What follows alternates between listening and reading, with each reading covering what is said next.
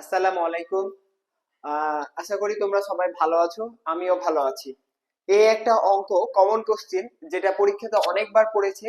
আর এই কোশ্চেনটার উত্তর অনেকেই করতে পারো, আবার অনেকে করতে পারো না।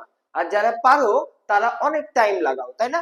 আজকে আমি তোমাদের এই অঙ্কটা একটা সহজ ভাবে, খুব দ্রুত কিভাবে করা যায় তার ওয়ে শিখাই দিব এবং সূত্রও শিখাই দিব। দেখো এই কোশ্চেনটাতে কি বলেছে। বলেছে 500 টাকার 4 বছরের সুদ এবং 600 টাকার 5 বছরের সুদ একত্রে 500 টাকা দেওয়া আছে, সুদের হার কত?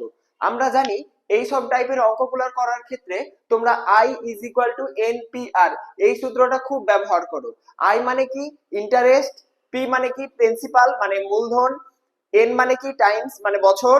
আর আর মানে কি? সুদের হার। সুদের হার বলতে কি বোঝায়? সুদের হার হচ্ছে 100 টাকাতে কত টাকা সুদ, তাই না? এটা বোঝায়, তাই তো? তাহলে আমরাও এইভাবে অঙ্কটা করতে পারি। কিন্তু আমি তোমাদের একটা সহজ টিপস বলে দিই, কারণ এখানে কি বলা আছে, সুদ একত্রে 500 টাকা দেওয়া আছে, মানে এখানে অঙ্কটাতে দুইটা ব্যাংক বা তুমি দুইটা ঘটনা বলতে পারো। যে একটা ঘটনা হচ্ছে 500 টাকার 4 বছর এবং 600 টাকার 5 বছর, মানে দুইটা ঘটনা, একটা হচ্ছে এটা আর একটা হচ্ছে এটা। মানে 500 টাকার 4 বছর আর 600 টাকার 5 বছর, দুইটা ঘটনা আলাদা আলাদা। এই দুইটা ঘটনাতে মোট সুদ হয়েছে 500 টাকা, মানে এই টাকাটা।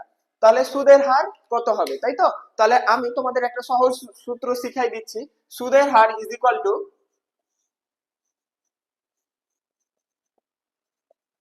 সুদের হার সূত্রটা হচ্ছে এমন, উপরে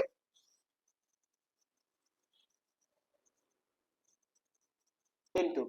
আচ্ছা, দেখো তাহলে সুদের হারের সূত্রটা কি? মোট সুদ গুণিত 100 divided by P one N one plus P two N two. এখানে পি ওয়ান কি? পি ওয়ান হচ্ছে প্রথম মূলধন। এন ওয়ান কি? প্রথম মূলধনের সময়। পি টু কি? পি টু হচ্ছে দ্বিতীয় মূলধন। আর এন টু কি? দ্বিতীয় মূলধনের টাইমস মানে সময়। এই তো। তাহলে এখন দেখো এখানে কি ছিল, 500 টাকার 4 বছরের সুদ। তাহলে 500 টাকাটা কি আসল না? তাহলে এটা কি হবে? P one. এই 500 টাকা কত বছরের জন্য ইনভেস্ট করা হয়েছিল? 4 বছরের জন্য, তাই না? তাহলে এটা হচ্ছে এন ওয়ান। তারপর এই যে এটা 600 টাকা, তাই না? 600 টাকার 5 বছরে সুদ। তাহলে এটা হচ্ছে কি? এটা হচ্ছে মূলধন। মূলধন এটা হচ্ছে তাহলে পি টু। আবার এখানে দেখো 600 টাকা কত বছরের জন্য ইনভেস্ট করা হয়েছিল? 5 বছরের জন্য। তাহলে 600 টাকার 5 বছর, তাহলে এটা হচ্ছে কি? N two. এই তো। আর এটা তো কি, দুইটা মিলে একত্রে, একত্রে মানে মোট। এটাই তাহলে হচ্ছে কি টোটাল সুদের মান। তাহলে আমরা চাইলে এখন বসাই দিতে পারবো। তাহলে মোট সুদ হচ্ছে কত? 500 টাকা গুণিত 100 divided by P one. P one মানে হচ্ছে 500 গুণিত এন মানে হচ্ছে 4 প্লাস পি টু মানে হচ্ছে 600 আর এন টু মানে 5। এই তো। তাহলে এটা ক্যালকুলেট করলে যা হবে সেটাই অ্যান্সার। তাহলে দেখো, তাহলে 500 গুণিত 100, নিচে 4 5 এ 20, 2000।